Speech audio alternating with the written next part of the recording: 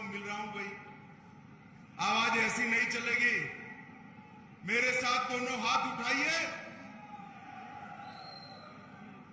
बेंगलोर की 27 में से 20 से ज्यादा सीट जीतने के संकल्प की मुट्ठी बींचिए और प्रचंड आवाज से बोलिए, भारत माता की, भारत माता की, भारत माता की। मंच पर उपस्थित भारतीय जनता पार्टी के प्रदेश अध्यक्ष श्रीमान नलिन कुमार कटील जी, हमारे लोकप्रिय मुख्यमंत्री श्री बसवराज बोम्मई जी, मेरे मित्र और मोदी जी की मंत्रिपरिषद के सदस्य श्री प्रहलाद जोशी जी, राष्ट्रीय महासचिव श्रीमान अरुण सिंह जी, राष्ट्रीय महासचिव और कर्नाटक के ही नेता श्री सीटी रवि जी, भारतीय जनता पार्टी की राष्ट्रीय उपाध्यक्ष और कर्नाटक की सहप्रभारी बहन डी के अरुणा जी, हमारे पूर्व मुख्यमंत्री और सांसद श्रीमान सदानंद गौड़ा जी, मंच पर उपस्थित सांसदगण, राज्य सरकार के मंत्रीगण, विधायक, प्रदेश के पदाधिकारी, शहर के पदाधिकारी और आज के कार्यक्रम में इतनी विशाल संख्या में आए हुए बेंगलुरु के हर बूथ से आए हुए बूथ अध्यक्ष और बीएलओ को मेरी पार्टी के मालिक, भारतीय जनता पार्टी के मालिक बूथ अध्यक्षों को मेरा प्रणाम। मित्रों, आज मैं बेंगलुरु की भूमि पर हूं। सबसे पहले नाथ प्रभु केम्पे गौड़ा जी को प्रणाम कर मेरी बात की शुरुआत करना चाहता हूं। मैं जब यहां आया हूं तब जगत ज्योति बसवण्णा, आदि शंकराचार्य, माधवाचार्य, रामानुज के एक कर्म भूमि समग्र कर्नाटक की जनता को भी प्रणाम करना चाहता हूं। मित्रों, अभी मोदी जी ने महान शासक केम्पे गौड़ा जी की याद में अंतर्राष्ट्रीय हवाई अड्डे के टर्मिनल 2 का उद्घाटन किया और 108 फुट ऊंची उनकी मूर्ति प्रतिमा का अनावरण करने का भी काम किया। आज जब हम सब कार्यकर्ता बेंगलुरु में 20 से ज्यादा सीट जीतकर पूर्ण बहुमत की भारतीय जनता पार्टी की सरकार बनाने का संकल्प लेकर यहां पर एकत्रित आए हैं, तब केम्पे गौड़ा की ये मूर्ति हमारी सरकार के लिए प्रेरणा का स्थान रहेगी, हमारी मार्ग प्रशस्त करने वाली रहेगी। मित्रों, 2018 के चुनाव में बेंगलोर की जनता ने, कर्नाटक की जनता ने भारतीय जनता पार्टी को सबसे बड़ी पार्टी बनाया, परंतु थोड़ी सी चूक रह गई। और जैसा हमेशा होता है कि जेडीएस और कांग्रेस चुनाव के वक्त तो आमने सामने होते हैं, मगर जब भाजपा के सामने आते हैं तब इलू इलू कर एक दूसरे की गोद में बैठ जाते हैं और उनकी सरकार बनी। मगर सरकार अपने ही करप्शन के बोझ से गिर गई और फिर से भारतीय जनता पार्टी की येदुरप्पा जी की सरकार बनी और येदुरप्पा जी के जाने के बाद आज बसवराज जी इसको आगे बढ़ा रहे हैं। भाइयों बहनों, भारतीय जनता पार्टी के कर्नाटक के कार्यकर्ता और विशेषकर बेंगलोर के कार्यकर्ताओं को मैं कहने आया हूं, देश भर के कार्यकर्ता जहां जहां भी हमारा दौरा होता है, देश भर के कार्यकर्ता मुझे बताते हैं दक्षिण में भारतीय जनता पार्टी को मजबूत करना चाहिए। यह सिर्फ दक्षिण के कार्यकर्ताओं का नहीं, नॉर्थ ईस्ट से लेकर गुजरात से लेकर बंगाल तक, उड़ीसा तक, सारे देश के कार्यकर्ताओं का ये संकल्प है कि दक्षिण के अंदर कमल खिलना चाहिए। और मैं आज आपको बताता हूं कर्नाटक और बेंगलोर के कार्यकर्ताओं को कि दक्षिण में भारतीय जनता पार्टी की एंट्री का गेट द्वार हमारा कर्नाटक है, यहीं से एंट्री हो सकती है। कि कर्नाटक के गांव गांव तक भारतीय जनता पार्टी का संगठन पहुंचा है।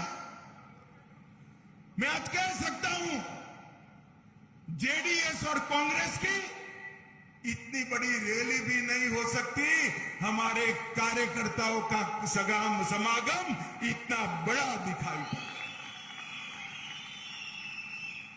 कल मैं दक्षिण कर्नाटक में गया, मांड्या गया। मैं तो प्रदेश अध्यक्ष जी को बधाई देना चाहता हूं। मैं कई बार दक्षिण कर्नाटक, मैसूर, मांड्या गया हूं। मैंने मेरे जीवन में ऐसी रैली नहीं देखी, इतनी बड़ी रैली दक्षिण कर्नाटक में हुई। और मित्रों, हम एक मजबूत बैकग्राउंड के साथ चुनाव के मैदान में उतर रहे हैं। कांग्रेस वाले जब भी चुनाव आता है नई नई चीजें लेकर आ जाते हैं।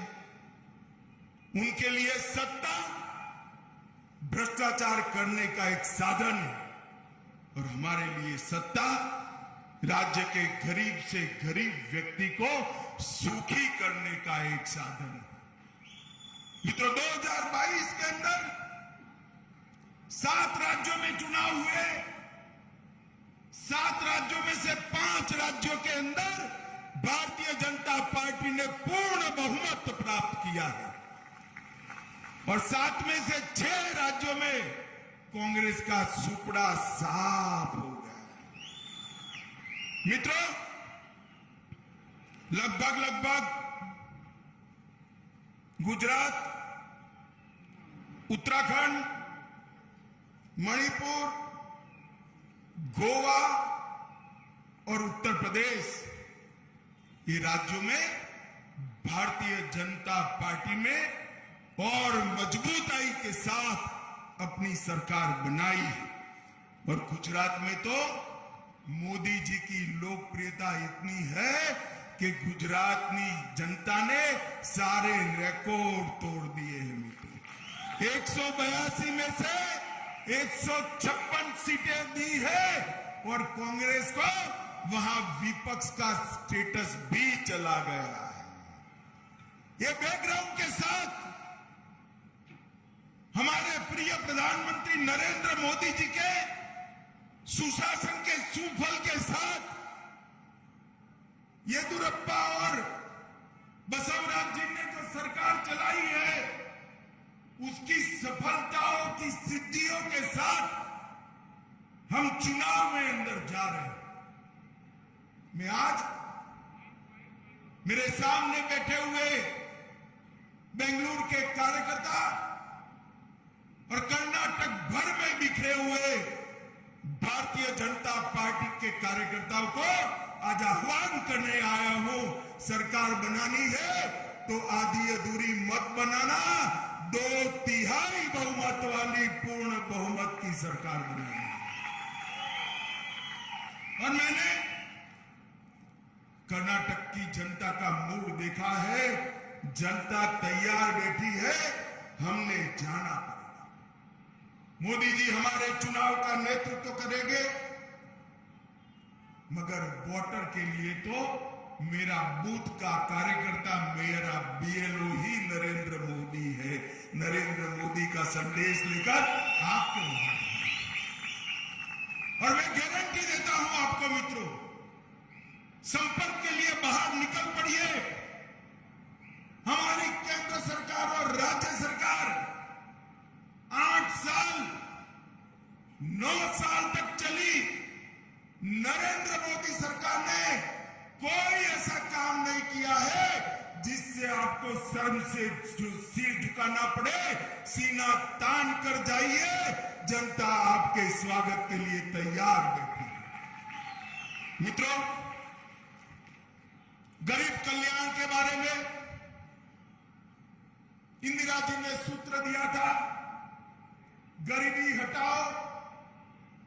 वो सूत्र तो दिया, मगर कांग्रेस ने गरीबी हटाने की जगह गरीबों को हटाने का काम किया। भारतीय जनता पार्टी ने इस देश के 80 करोड़ गरीबों के घर में बैंक अकाउंट भेजा। करोड़ों गरीबों के घर में शौचालय बनाकर गरीब माताओं और बहनों को सम्मान के साथ जीने का अधिकार दिया है। आजादी के 70 साल के बाद 4 करोड़ से ज्यादा गरीब के घर में बिजली का लड्डू पहुंचाने का काम, उसका अंधेरा समाप्त करने का काम ये भारतीय जनता पार्टी की नरेंद्र मोदी सरकार ने किया है। 13 करोड़ से ज्यादा माताओं को चूल्हे के धुएं से मुक्त कर गैस का सिलेंडर देने का काम ये भारतीय जनता पार्टी की सरकार ने किया। 60 करोड़ से ज्यादा गरीबों के घर में 5 लाख तक का सारा स्वास्थ्य का खर्चा अब नरेंद्र मोदी सरकार उठा रही है। और भाइयों बहनों, चीन में कोरोना फिर से पसर रहा। मैं आप सभी कार्यकर्ताओं को पूछना चाहता हूं, कोरोना के दोनों डोज लिए या नहीं लिए? भाई हाथ ऊपर करो, किस किस ने लिए हैं? सबने लिए ना? एक पैसा भी देना पड़ा है। नरेंद्र मोदी सरकार ने भारत के 130 करोड़ लोगों को 230 crore dose free of cost देकर भारत को कोरोना से सुरक्षित करना। इसके साथ साथ कोरोना के कारण जिनकी रोजगारी गई, ये 60 करोड़ गरीबों को 2.25 साल तक प्रति व्यक्ति प्रति माह 5 किलो अनाज मुफ्त में देने का काम ये भारतीय जनता पार्टी की नरेंद्र मोदी सरकार है। अरे देवगौड़ा जी, सिद्धरामैया और कांग्रेस के अध्यक्ष गरीबों की बात कर रहे हैं। भाई, आप तो प्रधानमंत्री भी रहे, मुख्यमंत्री भी रहे, और कांग्रेस ने 4 पीढ़ी तक शासन किया। हिसाब लेकर आ जाओ। बेंगलोर के चौराहे पर मेरा युवा मोर्चा का कार्यकर्ता आकर आपको हिसाब दे देगा। एक और आपका 65 साल का शासन और एक और मोदी जी के 8 साल का शासन, हमारा पलड़ा भारी है। और मित्रों, आज मैं ये कहने आया हूं कार्यकर्ताओं को, अगले 6 महीने भारतीय जनता पार्टी के कार्यकर्ताओं ने सारे काम काज छोड़कर अर्जुन को जैसे चिड़िया की आंख दिखाई देती थी, इस तरह हमें हमारा बूथ दिखाई देना पड़ेगा। और मैं आपको कहता हूं, आप आपके बूथ को मजबूत करिए, हर मतदाता का संपर्क करिए, बूथ को मजबूत आप करिए। देश को मजबूत करने का काम नरेंद्र मोदी जी करेंगे। आपका बूथ मजबूत होगा, मोदी जी के हाथ मजबूत होंगे। आपका बूथ मजबूत होगा, भाजपा मजबूत होगी, और भाजपा मजबूत होगी तो देश सुरक्षित बनेगा, समृद्ध बनेगा, सामर्थ्यवान बनेगा। मित्रों, आप जो संपर्क करने जा रहे हो, तो देश को आगे बढ़ाने के लिए जा रहे हो, इस भाव के साथ हर मतदाता को संपर्क करना चाहिए। और मित्रों, आज मैं बेंगलुरु की जनता को, कर्नाटक की जनता को भी अपील करने लगा। दो खेमे पड़ गए, इस बार सीधी लड़ाई है। मुझे सब पत्रकार कहते थे कल कि ट्रायंगल है। मैंने बोला ना भाई ना, सीधी लड़ाई है, क्योंकि जेडीएस को तो वोट देने का मतलब है कांग्रेस को वोट देना। तो सीधी लड़ाई हुई या नहीं हुई? ये अभी जेडीएस वाले कुछ कुछ अफवाह फैला रहे हैं, हमारे साथ भाजपा आएगी, हम साथ में रहेंगे। मैं सभी कार्यकर्ताओं को, कर्नाटक को कहने आया हूं, हम किसी भी पार्टी के साथ नहीं जाएंगे, अकेले लड़ेंगे, अकेले सरकार बनाएंगे। ये दो खेमे पड़ गए हैं, और ये दो राजनीतिक विचारधाराओं के खेमे नहीं है। एक और राष्ट्रभक्तों की संगठित टोली भारतीय जनता पार्टी है, तो दूसरी ओर कांग्रेस के नेतृत्व में टुकड़े टुकड़े गैंग वाले इकट्ठा हुए हैं, टुकड़े टुकड़े।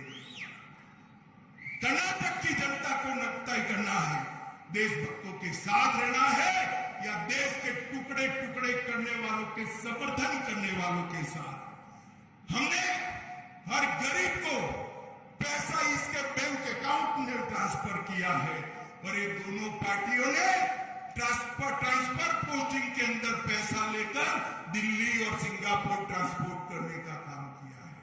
मित्रों, एक और तो पीएफआई जैसे कट्टरवादी संगठन को बैन करने वाले नरेंद्र मोदी जी है, और दूसरी ओर 1700 पीएफआई के कार्यकर्ताओं पर से केस वापिस लेने वाले सिद्धरामैया और कुमारस्वामी। कर्नाटक की जनता ने तय करना है, कर्नाटक की सुरक्षा सुनिश्चित करनी है या नहीं करनी है।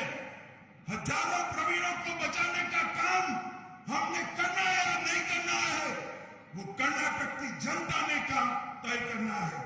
मित्रों, एक और अयोध्या के अंदर राम मंदिर बनाने वाली पार्टी और उसके नेता नरेंद्र मोदी है, जो अयोध्या के साथ साथ काशी विश्वनाथ, सोमनाथ, केदारनाथ और बद्रीनाथ का भी पुनरुद्धार करते हैं, और दूसरी ओर टीपू सुल्तान को हीरो बनाकर चलने वाले लोग हैं।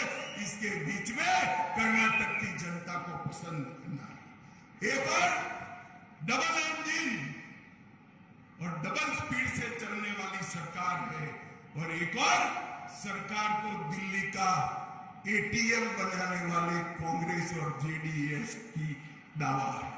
मित्रों, इसके बीच में कर्नाटक की जनता को तय करना है कि किसके साथ। मित्रों, केंद्र सरकार और राज्य सरकार की इतनी उपलब्धियां हैं जिसको गिनाते गिनाते ही 6 महीने हो जाएगा। मेरे सभी बूथ के अध्यक्षों को करबद्ध निवेदन है कि आप राज्य स्तर पर, मंडल स्तर पर, शक्ति केंद्र स्तर पर, बूथ स्तर पर और पन्ना स्तर पर आपकी टोलियां गठित कर नरेंद्र मोदी जी का संदेश लेकर हर घर पे जाइए और प्रचार करने की शुरुआत करिए।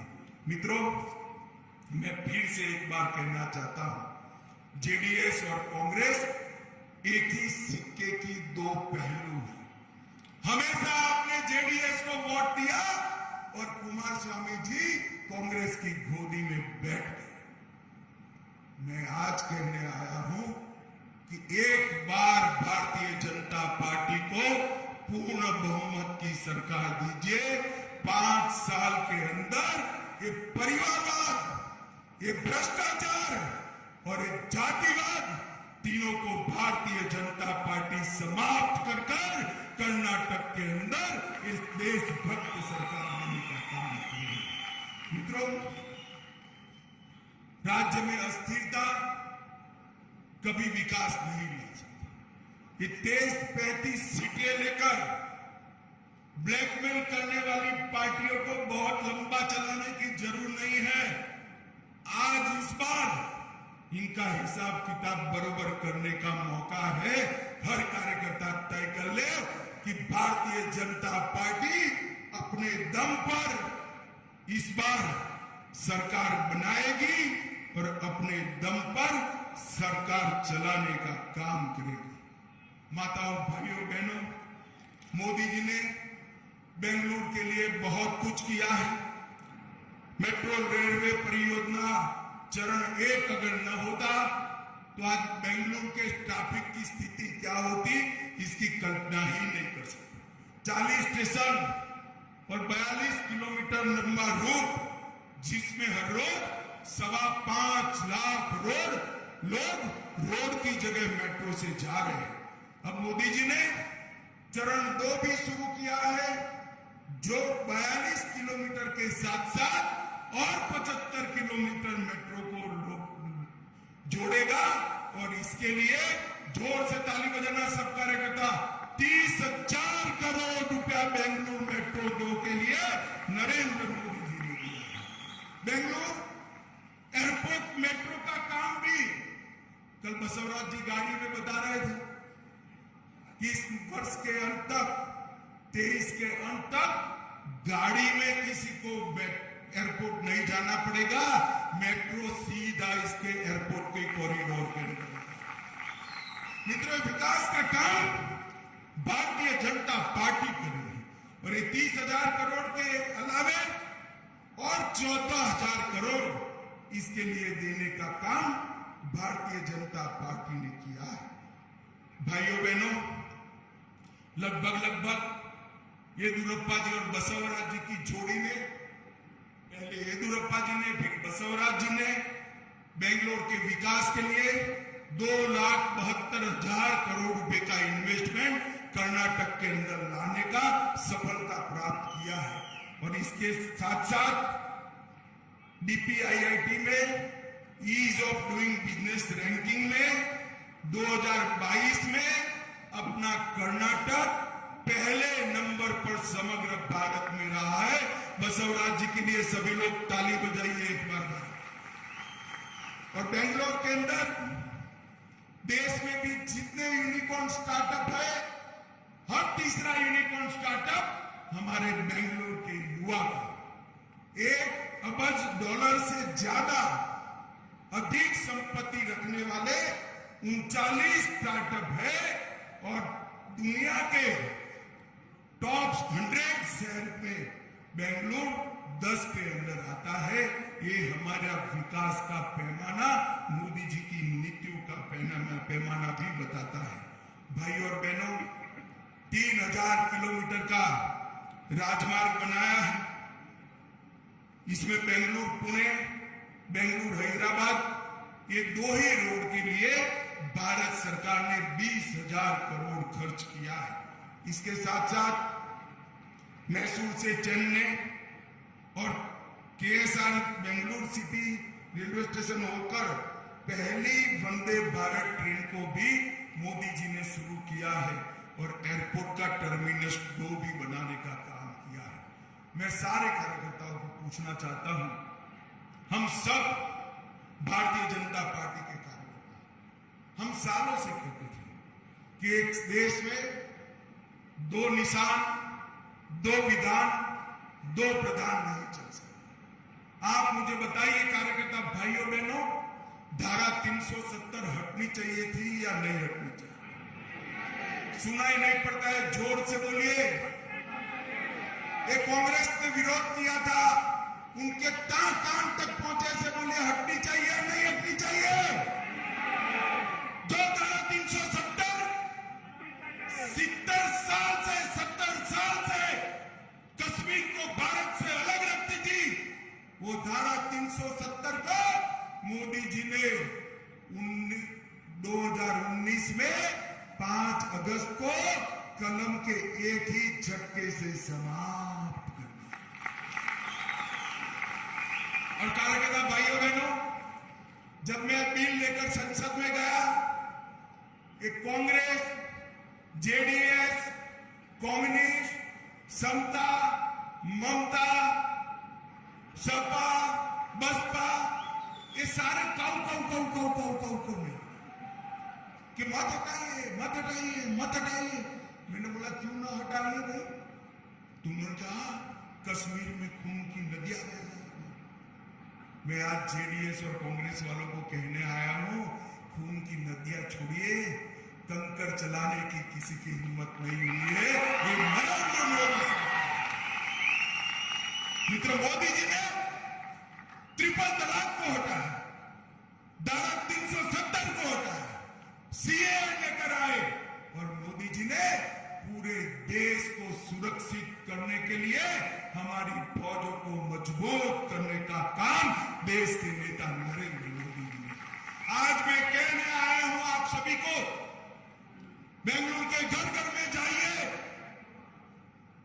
क्या डीके शिव कुमार और सिद्धरामैया और कुमारस्वामी वो और उनकी पार्टी आतंकवाद के खिलाफ लड़ सकती है क्या? देश को सुरक्षित कर सकते हैं क्या? कर्नाटक को पीएफआई से बचा सकते हैं क्या? अरे कुछ नहीं कर सकते, वोट बैंक से डरते हैं। हम भारतीय जनता पार्टी के कार्यकर्ता हैं, वोट बैंक से नहीं डरते, देश को सुरक्षित करने में मानने वाले लोग।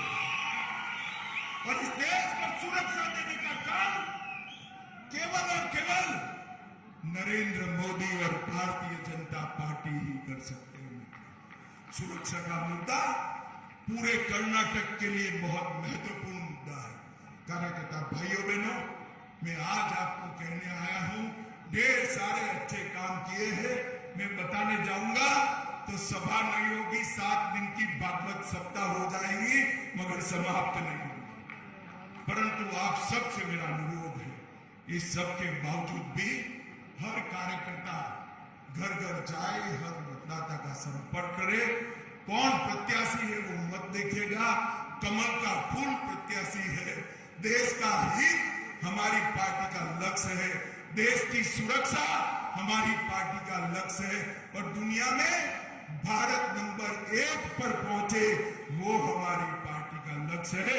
वो लेकर लोगों के बीच में जाइए और विजयी बनिए। मुझे बताइए, सभी लोग जोर से रिस्पॉन्ड करेंगे?